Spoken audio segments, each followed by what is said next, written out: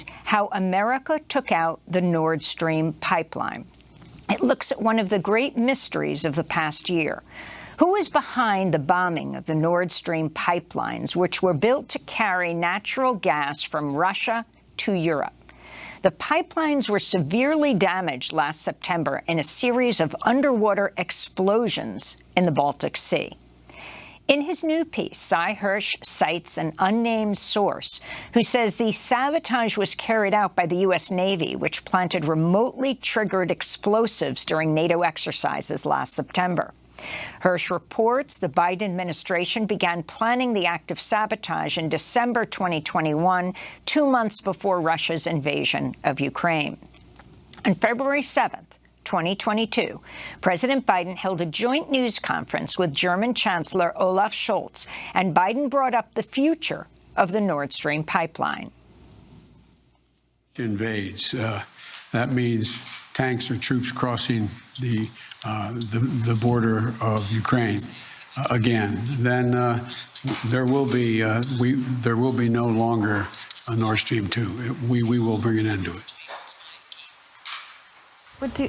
How will you do that exactly, since the project and control of the project is within Germany's control? We will, I promise you, we'll be able to do it. I'll promise you we'll be able to do that. Well, Hörsch reports U.S. Navy divers planted remotely triggered explosives on the pipelines in June while NATO was conducting military exercises in the area. He reports the divers were all members of the Navy and not members of America's Special Operations Command, whose covert operations must be reported to Congress.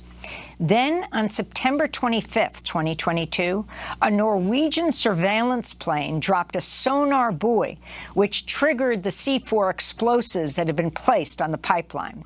Soon after the explosion, the United States strongly suggested Russia was behind blowing up its own pipeline. This is National Security Advisor Jake Sullivan responding to a question at a White House press briefing. In his speech this morning, the president called the Nord Stream pipeline attacks, quote, a deliberate act of sabotage. And he said now the Russians are pumping out misinformation and lies about it. Should we take that to mean that the U.S. now believes that Russia was likely responsible for this act of sabotage? Well, first, Russia has done what it frequently does when it is responsible for something, which is make accusations that it was really someone else who did it. We've seen this repeatedly over time. But the president was also clear today that there is more work to do on the investigation before the United States government is prepared to make an attribution in this case. In the following months, there have been few public disclosures about the pipeline explosion. In December, the New York Times reported Russia had begun expensive repairs on the pipelines, a move which has raised questions about Western claims that Russia had bombed its own pipelines. Meanwhile, some Biden officials have publicly praised the fact that the pipeline was blown up. This is Undersecretary of State for Political Affairs Victoria Nuland speaking during a recent Senate Foreign Relations Committee hearing. I am, and I think the administration is very gratified to know that Nord Stream 2 is now, as you like to say, a hunk of metal at the bottom of the sea. We're joined now by Pulitzer Prize-winning journalist Seymour Hersh to talk more about his new piece, How America Took Out the Nord Stream Pipeline. Well, the White House has described Hersh's reporting as, quote, complete fiction. Calls are growing for an independent probe into the explosion. Hörsh, welcome back to Democracy Now! If you can flesh out what it is you found in your report and what first tipped you off, albeit there were a lot of public comments, including the Polish government right after the bombing saying, thank you, America. Lay it out for us, Sai. Well, first of all, I think the reporting really can be described as a friend of mine did. What I did was really deconstruct the obvious. I mean, you have to hear what the president said.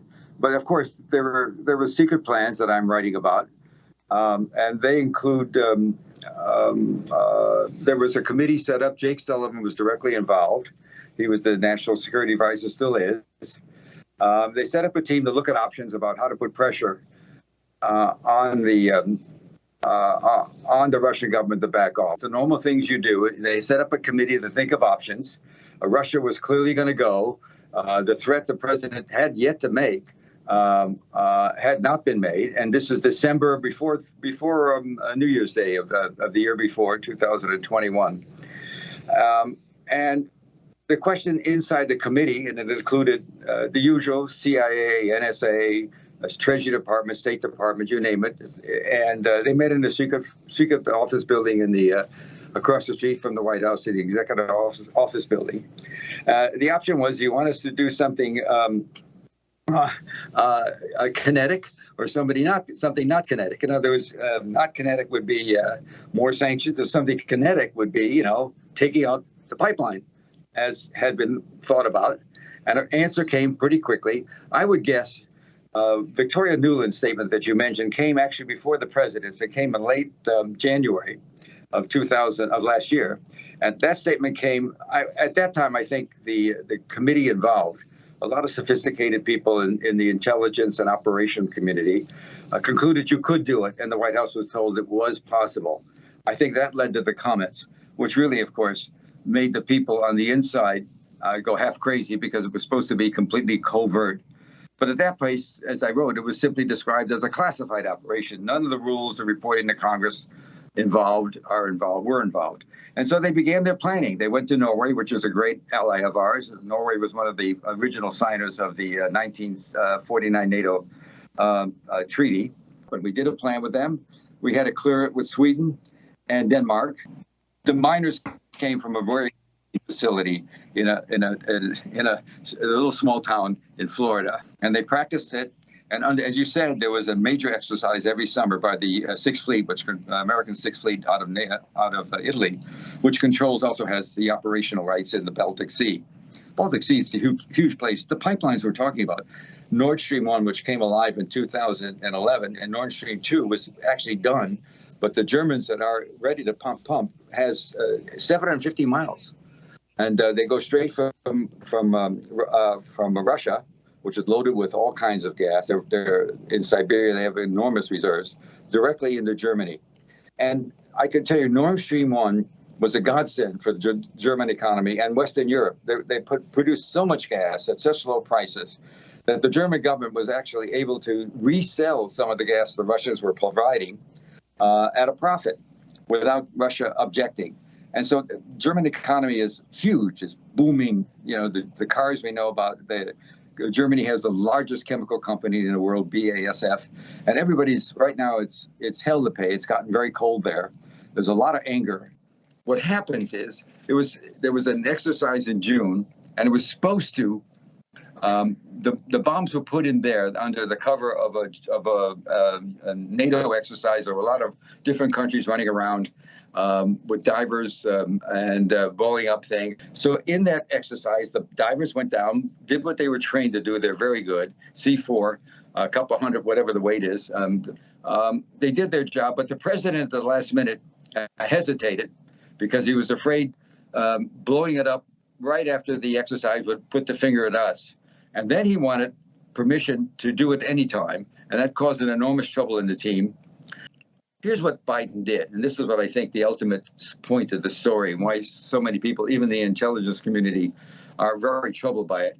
What he did is he said, I'm in a big war with Ukraine. It's not looking good. I want to be sure I get German and West European support, and I know winter's coming, and if it's going to be bad, I don't want the Germans to say we got to check out because we're getting massacred. We'll be massacred with no cheap fuel, and our economy will go bonkers. We're going to check out and we're going to open up the gas line, which they could do. So he took away that option, and what that has done, the threat of gas, the threat of cheap energy for Europe, would always seen as a threat to make Europe be more palatable or more willing to trade with Russia. We always wanted to isolate Russia. This has been a theme of the last decades. The fear was Europe would pass away, walk away from the war. And now what he's done, and you have to lift it up a little bit. There you go. There. Now what he's done is he's told Europe, you're second rate. And I think the consequences of this for the Europeans are going to be horrific. This has cut into the notion that they could depend totally on America, even in a crisis. And I think it's going to undercut NATO, which I always found to be supremely useless. I know people that are paying 5 times as much now for electricity. People are paying 3 or 4 times more for gas. There's not enough of it. It's very expensive. It's colder now than it was in the fall. They had a light fall because of climate change, if you want to believe it or not. And anyway, I think the consequences politically for us are enormous. I think the consequences politically for us in the long run, looking at even potential some countries walking out of NATO.